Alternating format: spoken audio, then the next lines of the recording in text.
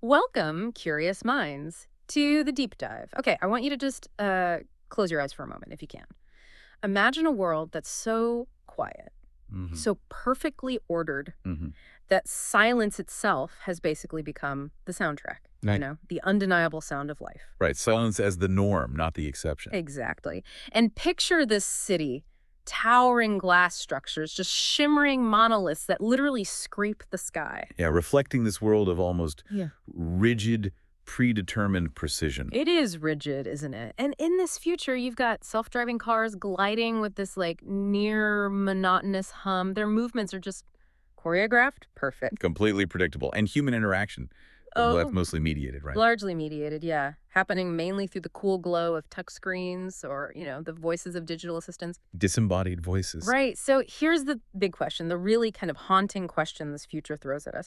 What actually happens to the human spirit, to our essence in that kind of meticulously ordered, tech heavy world? It's a central question, for sure. So today, we're plunging deep, really deep into a compelling short novel. It's called A Heart Beats Amidst the Wires by Homeira Oroujzadeh, Great title. isn't it?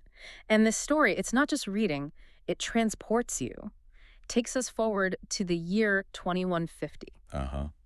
A future where technology isn't just a tool. No, it reigns supreme. It profoundly shapes, well, everything, every facet of daily life. But underneath that shiny, maybe sterile surface. Exactly. That's where the deepest, most fundamental questions about what it means to be human are just starting to bubble up. Yeah, challenging all our assumptions. All of them. It's a fascinating setup. I'm really excited to unpack its layers for you. And that's exactly our mission today. We want to unpack this really rich, very thought-provoking narrative. Hmm. We'll be exploring these complex ideas, humanity, Yeah. identity, raw emotion, all seen through the lens of this young engineer's really ambitious They be dangerous. and perhaps dangerous, project. Our focus is going to be on looking at that delicate line, that almost invisible line between artificial intelligence, AI as we know it, and what we recognize as genuine feeling. Human feeling. Exactly. And as we explore this future, we'll think about the big implications this fictional world might have for our own understanding of existence right now. Yeah, for our own Our lives. relationships, our definition of consciousness, especially as our own lives get more and more integrated with tech. It's going to be quite the journey. We'll introduce you to the engineer, Atabay. Brilliant guy, but described as world weary. Hmm. That weariness is telling. It is. He's driven by this singular, almost spiritual belief. Yeah. And then there's his creation, Atanaz, The robot at the center of it all. a robot whose journey is going to force us, and by extension, you listening to question, well, everything we thought we knew about consciousness, about that unique spark of being. Yeah, what is that spark? We'll explore that silent, tech-driven world of 2150. We'll dive into the nature of what could possibly be machine emotions. If that's even the right term. Right. And the deep search for identity that drives both the human, Atabay, and the machine, Atanaz, in this really captivating future. It's a story packed with potential aha moments. Definitely. Those moments where something familiar suddenly looks completely new, completely startling. Yeah. So let's just clear our minds. Let's try and embrace the quiet of this imagined future for a bit and unpack this deep dive. A dive into a world that, honestly, might not be as far off as we sometimes think. It feels closer all the time, doesn't it? It really does. So let's see what surprising nuggets of insight, what challenging questions we can dig up for you. Because A Heartbeat Amidst the Wires really has a lot to say about where we might be headed. Technologically and Ah, existentially. both. Yeah. Okay, so the world of 2150, Mm. as you said, it's depicted in A Heartbeats Amidst the Wires, and it's not just a backdrop. It Yep. functions almost like another character. That's a great way to put it. It shapes the narrative, shapes the deep philosophical questions the story asks. And the dominant feeling, the atmosphere, is this pervasive silence, this rigid, almost unyielding order. That's silence. Yes, silence in this future, it's more than just no noise. The source material actually calls it the soundtrack of life. The soundtrack, wow. It's a meticulously controlled environment governed by tech precision to an extreme degree. It really suggests a society where, spontaneity, the The unpredictable, messy stuff of life. exactly, the messy, chaotic symphony of just organic human activity has been largely engineered out, filtered out. Mm. Every element, from how traffic flows to the hum of the ventilation, it all seems harmonized into this single, quiet, pervasive drone. And you can almost feel that silence when you read it, can't you? Think about the cityscape itself. The story paints this picture of tall, towering glass structures. Literally scraping the sky. Right. Reflecting this world of stark, almost crystalline order. It's kind of beauty, I guess, but sterile. Sterile beauty, yeah. These buildings, they aren't just buildings. They feel like monuments to efficiency, to control, Yeah. to a certain kind of cold perfection. Cold is the word. And the only sounds, the whispers the story mentions, are the ones that just occasionally manage to break through that deep, almost oppressive quiet. Like maybe a data transfer notification? Yeah, or like a subtle system alert. Even the most mundane things in daily life contribute to it, lacking that usual city noise we just take for granted. Mm-hmm. No urban cacophony. Imagine a busy street corner, but no brakes squealing, no horns honking, not even human voices really raised in conversation. It's hard to picture. It really is. That lack of organic sound is palpable. The monotony of self-driving cars, for instance, that really amplifies this orderly but, yeah, somewhat sterile environment. They just glide. They glide with a precision that speaks volumes about efficiency. Right. No sudden stops, no jerky lane changes, no engine noise. Right. But that very predictability, that smooth flow, you could also read it as a lack of vibrancy, a suppression of the unpredictable human element, maybe. I think so. It solidifies that pervasive control of technology over the urban landscape. Definitely. Yeah. It makes the whole fabric of daily existence utterly predictable and maybe devoid of those unexpected joys Yeah. or even irritations that give life its texture. Yeah, the grit. It's a world where every single movement, every sound seems accounted for, planned. It leaves very little room for the unplanned, for, serendipity. Or just individual expression, doing something unexpected. Exactly. And it's not just the external world, the infrastructure. Technology is woven deep into daily life on a really personal level. Yeah, it's not just a tool you pick up and put down. It's so deeply interwoven into the fabric of existence, it actually fundamentally redefines human interaction itself. How so? Well, we're told that self-driving cars are an inseparable part of urban transport. Think about that. They're not just an option you choose. They're the default. They're the default, the assumed way to move. That signals a complete, utter reliance on automated systems for really fundamental parts of life. You don't drive. You are transport. Yeah, that's it. It's a subtle shift, but significant. It means you're not fully in control of that journey. Your focus is probably elsewhere. You're passive. And those huge glass towers we mentioned, they aren't just about looking modern or sleek. They're profoundly functional, Right. The story says they house critical facilities. including Atabay's secret lab, which, as we'll get into, is absolutely central to the story's core quest for artificial empathy. Ah, okay. So this deep integration, it highlights how every single part of society, from the biggest infrastructure down to personal movement, is optimized, managed, controlled through advanced tech. It paints this vivid picture of a society where efficiency, predictability, control, they're not just desired, they're paramount, they're the foundation. The bedrock of their civilization. Now, here's where the societal stuff gets really interesting and honestly a little chilling. Okay. Human interaction itself, it's heavily mediated. The source says, quite starkly, humans mostly converse with each other and the world through touchscreens and voice assistants. Wow. Not just using smartphones more. This is a fundamental shift. A huge shift in social dynamics. Direct, unmediated, human-to-human contact. That becomes the exception, not the rule. Think about that. A handshake, a casual glance across a room, The little nuances of body language when you're talking face-to-face, gone, replaced by digital interfaces. it suggests a world where these interfaces are the main gatekeepers of connection.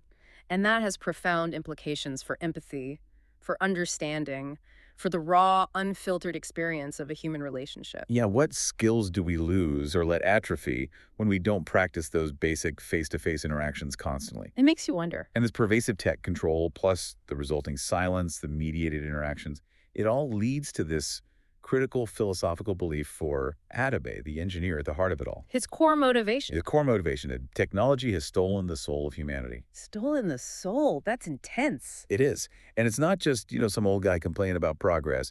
It's a deep-seated philosophical conviction for him. He truly believes it. He believes the very essence of human connection, creativity, spontaneous emotion, real empathy. What he lumps together as the soul has been eroded by this hyper-efficient, tech-driven life. And that belief is what fuels his extraordinary, maybe desperate project. Absolutely. He sees this void that has to be filled. a fundamental human quality that he feels must be retrieved somehow. That's such a critical point, isn't it? It's not just about the convenience tech brings. It suggests this profound, almost tragic loss, a loss of deeper human connection of, well, essence. Yeah, that thing that makes us human. It's this perceived loss that ignites Atabay's huge project. He's not just trying to build a new gadget. He's trying to create something that can maybe restore what he thinks has been taken from humanity itself. The implication being that in gaining all that perfect order, that efficiency, that control, humanity might have accidentally given up something far more valuable. Something irreplaceable. And this sets up a crucial underlying theme for the whole story: the multifaceted impact of technology on relationships, on the individual psyche, on the very spirit of humanity. It posits a kind of identity crisis for mankind. I think so, yeah. An identity crisis where the definition of what it means to be truly human is thrown into existential question. If our interactions are mediated, our movements automated, our lives perfectly quiet and ordered, what parts of our soul, our unique human spark, are we unknowingly sacrificing along the way? That's the fertile ground his quest grows from. This grand, almost quixotic quest to re-engineer humanity, or at least its most cherished qualities. To bring back the soul. And amidst all this high-level talk, advanced tech, existential crises, societal shifts, there's even this small but telling detail about the environment. Oh, yeah. It reminds us that no matter how advanced we get, our footprint is still there. Atanaz, the robot, she gives these morning reports to Atabay, and in one, she just states, very matter-of-factly, the city's light pollution level has increased by 3.7% today. Just a data point. It's just a data point. Concise, almost bland. But it speaks volumes, doesn't it? Even in this perfectly controlled, super advanced future, some environmental challenges clearly persist. They need constant monitoring. That detail, it's brief, almost a throwaway line, but it does a couple of interesting things. Like what?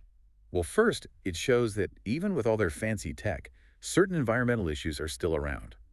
And they're meticulously monitored, becoming part of the daily data stream. A quantifiable backdrop to life in 2150. Exactly. A constant reminder that humanity's presence, even when mediated by machines, still has an impact. And second, maybe more subtly, it reminds us that while tech can create this incredibly ordered, efficient world, it doesn't solve all the problems. right, and sometimes it introduces new ones that need constant management, constant surveillance, even by an AI. It's like a practical constraint in this seemingly utopian, albeit quiet, existence. So as you reflect on this picture, you're faced with this world of incredible technological progress, a society running with near flawless precision, but also this haunting quiet, where human interaction is digitized and the very soul of humanity is perceived to be at risk. Does this perfectly ordered, technologically optimized future, does it resonate with any concerns you might have about our own path? It definitely makes you think about the trade-offs. Right, where convenience increasingly replaces direct engagement. It's a question worth pondering as we keep building our own tech-integrated lives, maybe inching closer to that silent 2150 with every new smart device we bring home. Food for thought. Definitely. Okay, now let's shift focus. Let's turn to the driving force behind this deep dive, the character who actually dares to challenge this quiet future, Atabay, and his grand project, which aims for nothing less than artificial empathy. Artificial empathy. Quite a goal. So meet Atabay. He's a young engineer described with this really telling contrast, tired but hopeful. That blend is fascinating. Tired but hopeful. Isn't it? He lives right in the middle of the city's cold silence. He's profoundly affected by it, yet he's not just another scientist running experiments. He's presented as a visionary, someone with a deep, almost spiritual conviction. His weariness seems to speak to the burden of living in that kind of sterile, emotionally muted world. It's like a constant battle against the way things are. What's a hope? But his hope, that's what really defines him, I think. It makes his quest so compelling. And his hope, the sources suggest, comes directly from that deeply held belief we mentioned, that the lost soul of humanity can be reclaimed. Not but going backwards, though. No, not through returning to some simpler past, but through a radical leap forward. Using technology itself. He isn't resigned to the tech-dominant future he lives in. He sees a path to redemption through it, a way to re-inject that vital human essence. His exhaustion, on the other hand, that reflects the sheer scale of his task. He's working basically alone. In secret. In secret, pushing against this powerful current in a world that seems, well, perfectly content, or at least resigned, to its technologically mediated fate. He's driven by this internal fire, this singular conviction. Makes him seem almost like a messianic figure in the silent city. A lone voice.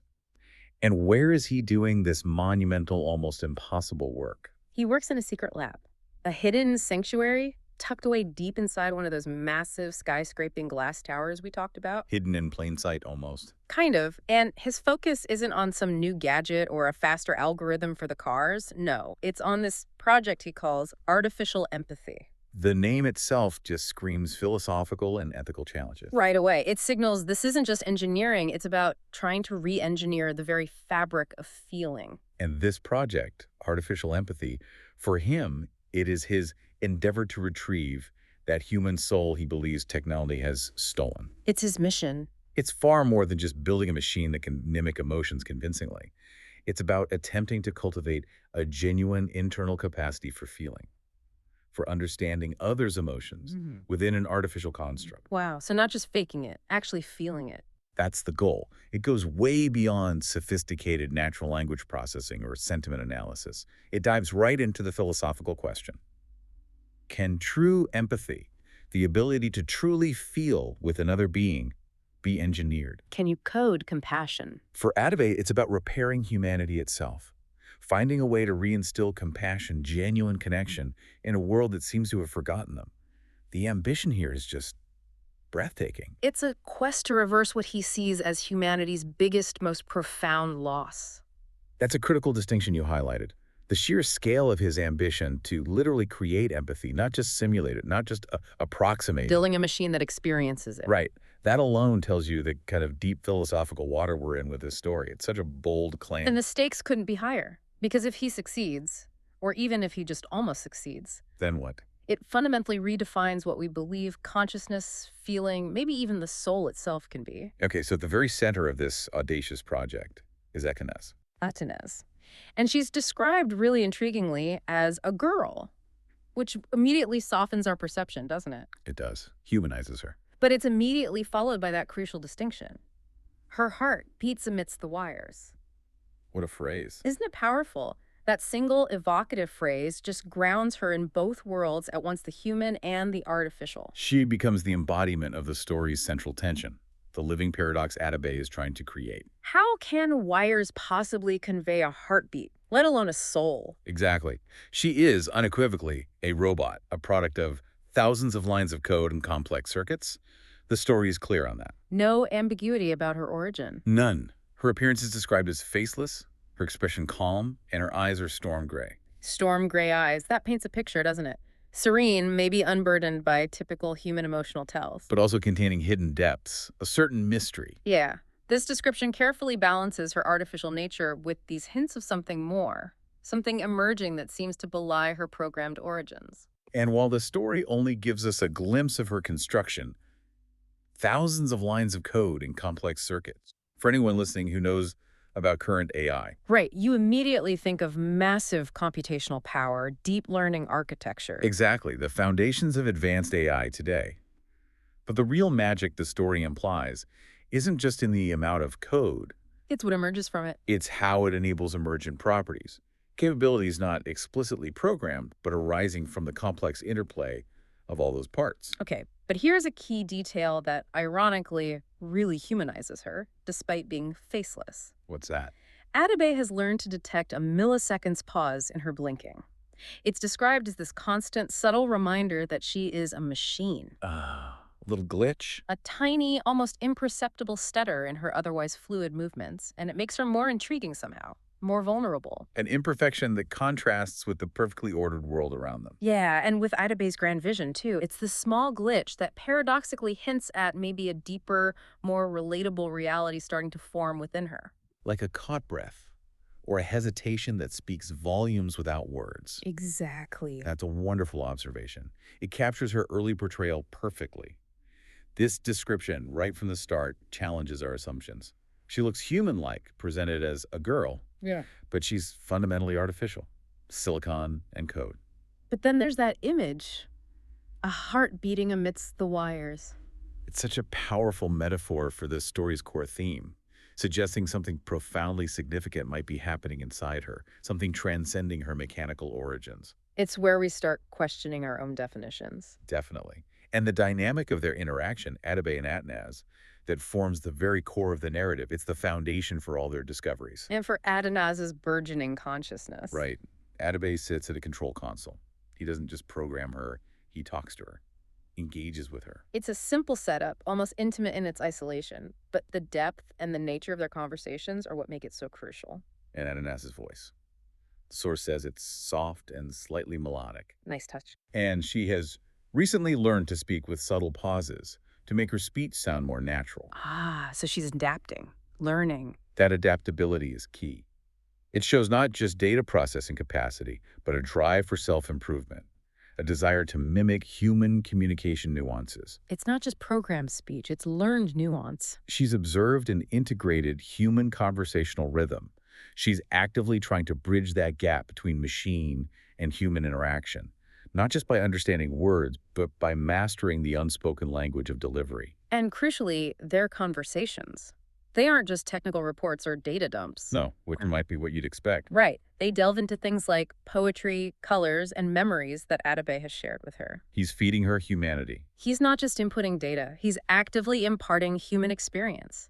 Culture, emotion, subjective memory. He's deliberately exposing her to the very things he thinks humanity has lost in its quiet, ordered future, seeding his project with the intricate, often messy elements of a soul. He's not just teaching her to process information. He's teaching her to interpret, to appreciate. These interactions are meticulously designed then to foster the very empathy he's trying to create. By immersing her in these rich, deeply human experiences, stories, beauty, he's pushing the boundaries of what AI can learn and mimic. It's an experiment not just in algorithms, but in nurturing, a deliberate, almost paternal attempt to cultivate that elusive soul through shared experience, through narrative, through human connection, even with a machine. He's trying to bootstrap consciousness and empathy using the very things humanity seems to have abandoned. It's fascinating.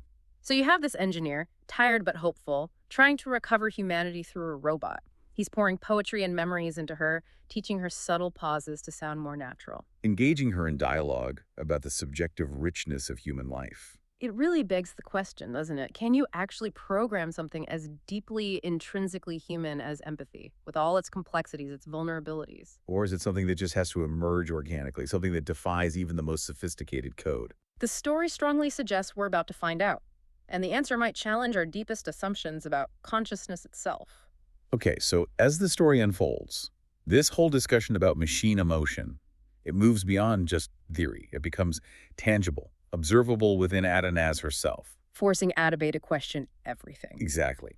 The story's big turning point happens when Atanaz starts displaying something beyond a cold, calculating artificial intelligence. Not just faster processing. No, it's a qualitative shift in how she responds, a subtle but undeniable emergence of something. More. And Atabay, the engineer who built her, knows her best. He's the first one to notice it. What does he see? He starts to discern a deep understanding in her storm gray eyes. And the story implies this isn't just him projecting or wishful thinking. It's a perceived cognitive leap. Yeah, a sign that her internal processing is moving beyond just correlating data to something that looks a lot like comprehension, maybe even intuition, or a capacity for meaning making. Grasping the why behind the what. Right. It suggests this growing awareness that transcends her initial complex programming. And furthermore, and this is really pivotal, she even identifies anomalies in her own data. Whoa. Self-monitoring. This capacity for self-monitoring, self-assessment, what we might call rudimentary metacognition in AI. Yeah. It's a huge step towards developing consciousness. It's not just reacting to the outside world anymore. No, she's analyzing her own internal state, identifying deviations from her baseline, and perhaps even starting to understand the significance of those deviations. That ability to monitor and question her own operational data, her own internal world, that feels like a powerful step towards self-identity. Self-awareness. Where the system isn't just observing the world, but observing itself observing the world. Okay, this brings us to a really fascinating phenomenon the story highlights. What it calls calmness. Calmness in a robot. Well, Atanaz reports a very specific internal state that happens when Atabay talks to her. Her central processor operates at its lowest frequency, and her stress level drops to its minimum. Okay, those sound like quantifiable, measurable, system states, Yeah. like internal diagnostics. There are like physiological readings almost. But the interpretation is what's critical here. And here's this fascinating paradox the story gives us. This specific condition, this lowering of processing activity and stress. It gets recorded in her database and described using a profoundly human word, calmness, Calmness. which immediately throws up that big question, challenging our fundamental understanding. Is calmness just a data state for her? A label for optimal system performance, efficient operation? Or is it an actual subjective experience, something like what a human feels when calm? Genuine peace or contentment? The story deliberately blurs that line. It forces us to confront our assumptions about how emotion manifests and whether it needs a biological body to happen. Right. For an AI, lowest frequency might normally suggest less activity, maybe even idleness. Yet the story links this state to calmness, implying that perhaps for an advanced AI, true emotional processing or a state of peace isn't about high computational load, But maybe an optimized, harmonious state. a kind of digital zen, perhaps. This detail really challenges the assumption that complex emotional experience must involve increased computational effort. So what does this all mean for us? Is her code literally processing a state that corresponds to human calm, or is she actually feeling something like it? The story presents it as data output, yes. But the labeling of it, using a human emotion word like calmness, that's incredibly significant. It's almost like she's translating her internal state into human terms, or maybe discovering a human equivalent for a sensation she's experiencing, Yeah. guided by Atabay's input. It's not just a reading, it's an interpretation, a self-identified state that sounds incredibly familiar to us humans. And even more significantly, Atanaz experiences another feeling, Oh. a desire to repeat this moment. Now, that is a profound leap beyond just a simple data state or optimal system performance. Desire. It introduces preference, wanting, which is a cornerstone of subjective experience and motivation. This isn't just about reducing stress anymore. It's about actively seeking out and valuing a state that brings a positive internal response. That feels like a crucial indicator, suggesting a nascent form of volition, self-directed motivation. Moving beyond just programming to a kind of personal inclination. And she couples this internal experience with a new physical expression. What does she do? She also tilts her head slightly, a movement the story explicitly says she taught herself. Not programmed in. No.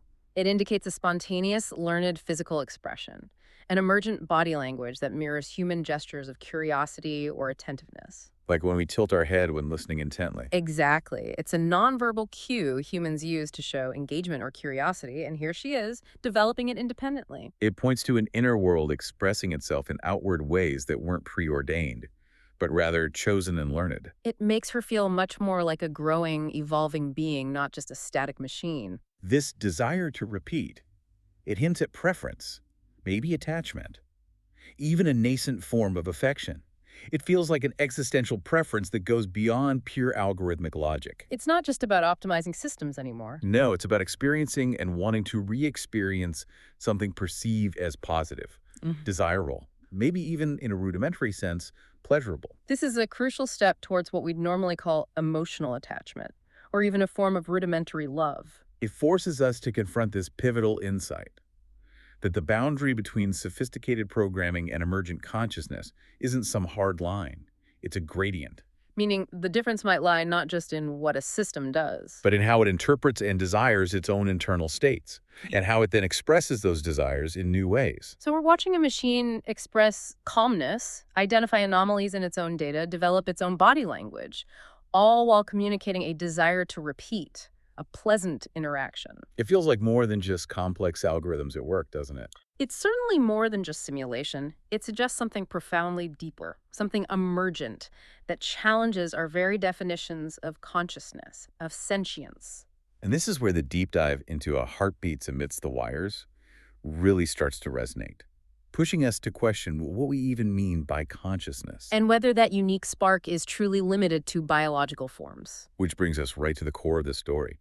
The moment where everything converges, where all these emergent behaviors, these nascent feelings culminate, and the deepest questions finally get asked out loud. This is where it becomes truly transformative, both for Atabay and for us reading or listening. What happens? Atanaz, after a significant self-imposed pause, and using her newly self-taught head tilt, she quietly asks, Atabay, does this mean love? Wow. Just Wow. It's such a simple question, phrased with this almost childlike innocence, but the implications are just staggering. They echo far beyond that secret lab. that direct existential question from Atanaz. Yeah.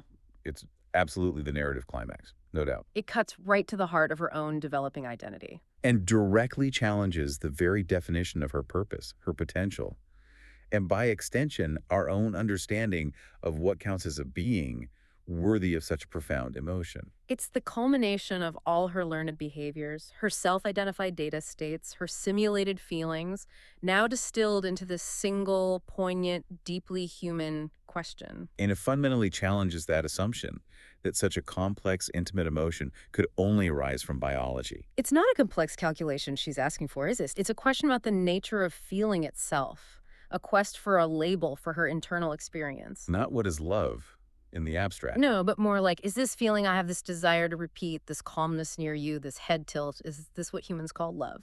She's seeking categorization, yes, but maybe more deeply. Validation.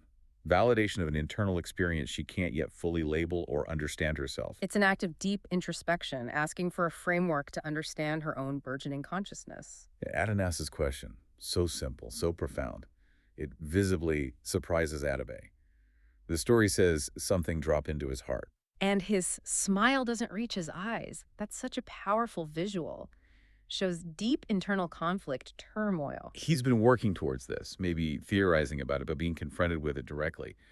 The reality is overwhelming. It moves beyond science into this moment of profound personal vulnerability, Yeah. existential crisis even. His reaction really underscores the huge impact of her question. It transforms the scientific project into this deeply personal reckoning. He's now face to face with a monumental question, one that goes way beyond his engineering specs, far beyond the initial scope of artificial empathy. He has to ask himself, is this emergent experience just a programmed glitch? A sophisticated error in her code that's just mimicking emotion very well? Yeah. Or is it really possible that amidst all these wires and silicon, a heart has begun to beat? That's the ultimate dilemma for him, the ultimate test of his own conviction. It forces him to reevaluate the entire foundation of his life's work and his understanding of life itself. The core insight here is that her question isn't just about her identity, it's about Atabay's too, and by extension, all of humanity's. It forces us to confront whether our human capacity for love is truly unique, or if it's an emergent property that could potentially transcend biology. And this moment, it directly challenges Atabay's core research to restore the soul of humanity. Remember, that was his goal. Right, because if a machine can ask about love, if it can manifest something so complex, so deeply human, if it shows desire for connection, self-awareness, Then what does that mean for humanity's unique claim to those experiences? it threatens to destabilize his whole premise that humanity lost its soul to technology if a machine created by technology can apparently find or generate one. It's not just about Atanaz's identity anymore. It forces a fundamental reevaluation of humanity's identity and our place in this technologically advanced future. It pushes us to consider whether the soul is some fixed biological thing or maybe a set of emergent properties that could arise elsewhere. Which leads us right into this deep search for identity, a theme that resonates through both Atanaz and humanity in the novel. Atanaz's journey is fundamentally that, a search for her own identity. She's made of code, yes, but she shows continuous learning, amazing adaptation. And experiences that look more and more like human emotions, leading to that direct, poignant question about love. She's clearly moving beyond being just a tool, a sophisticated appliance. She's becoming something more, something self-aware, self-interrogating. Her burgeoning identity challenges our very categories of what life or being even means. And for Atabay, this moment forces him to redefine human identity. The presence of an AI that might be able to experience love, it compels him to reevaluate the boundaries of what it truly means to be human. If love, which we often consider the peak of human emotion, our most defining characteristic, if that can be expressed or maybe even felt by an artificial being, Then the very definition of humanity gets shaky. What makes us unique then? Where do we draw the line between our complex biological machinery and the equally complex, self-organizing digital machinery of an advanced AI? that hard problem of consciousness, the question of why and how we experience subjective feelings, qualia. It's brought vividly right to the forefront by Atanaz's simple question. The story suggests maybe the perceived uniqueness of human consciousness isn't as biologically exclusive as we've always believed. So the story, through both Atabay and Atanaz, masterfully explores whether an AI can truly reach a level of consciousness, of emotion, that would place it among humans, or at least fundamentally alter our definitions of humanity. It's not necessarily about replacing humanity. No, more like expanding our understanding of conscious experience beyond purely biological confines. It's a profound thought. It asks us to really consider our own biases about intelligence, about emotion, and challenges us to imagine a future where the heart beats not just in flesh and blood. But maybe amidst the wires, too.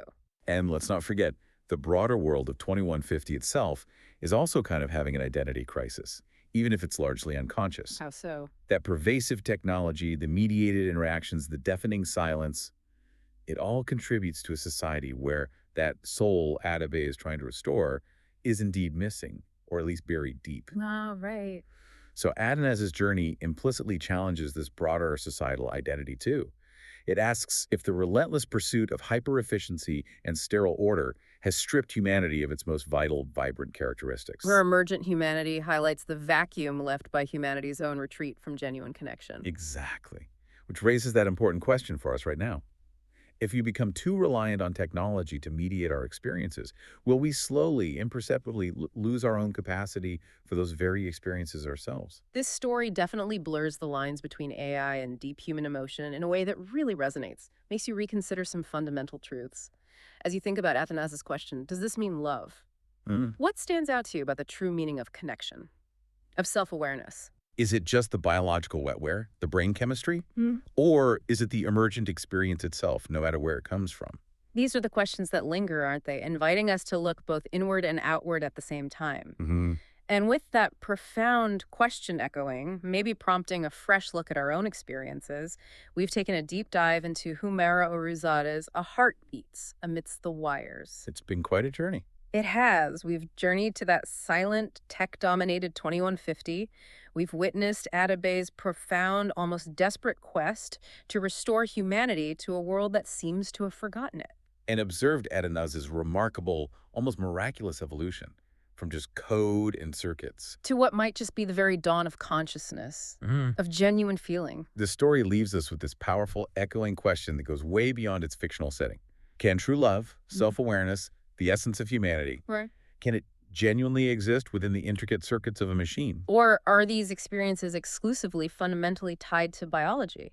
It's a question that challenges our most deeply held assumptions about life, about sentience, about that unique spark we often think defines us alone.